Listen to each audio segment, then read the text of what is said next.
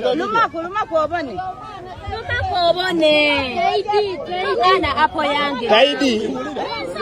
Kemo twalire mameka. Twalira mameka kale. Omwana atidde apo. Kale apo yange wadde n'omukwano muyitiri gwagitidde. Tagiryangako. Mwana wange onkoze ki kino nzoyiwe empete empya. N'ogaana apo yange. Kanna. Idanguwe mamba. Apo ojiganye kati n'ennyama tojiganye. Twale mamba olyeku. Mamba olyeku. Gema mamba. Gema mamba olyeku. Mamba tojindi. Mamba tojindi.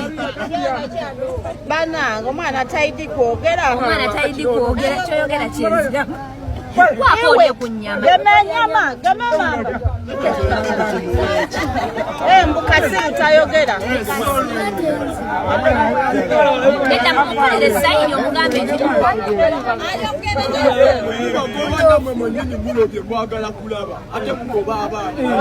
abayo kujikubira bambi kaleko kataano kaagalize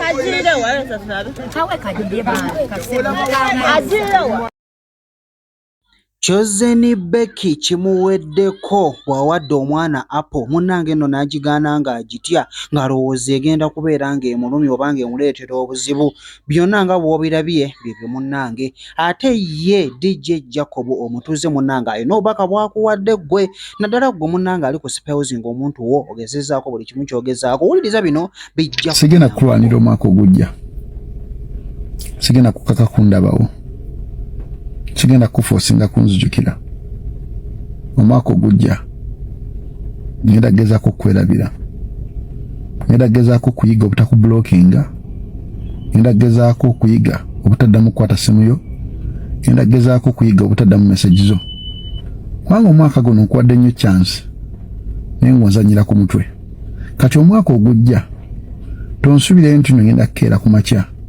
okuwa chance endala chance zonna nzikuwadde mu mwaka guno olwaka guno ganya okutereera omwaka ogujja trust me sigala kuddamu kuwa chance endala bw'oba omwaka guno onoonyeza nnyo laavu omwaka ogujja gezaako kunoonya ekintu ekiyitibwa ssente essente zisookera ku makyakukuuli n'omuntu yenna gw'oyagala bw'oba omwavu teri muntu asookera makyakukwagala omwaka ogujja muganda nga ali ku TikTok making sure nti obulamu bwo bwonna okuuma ekintu ekiyitibwa ssente sente zino ziraba za makulu nnyo ng'ozirina teriyo musajja teriyo mukazi asookera makyakugaana ng'olina ssente omwaka ogujja making sure nti onoonya ekintu ekiyitibwa pepa bw'obanga laavu ekukaabiza amaziga kuno amaziga gakaabe ng'onoonya ekintu ekiyitibwa ssente bw'obanga laavu ekukozezza kuno omwaka ogujja noonya ekintu ekiyitibwa ssente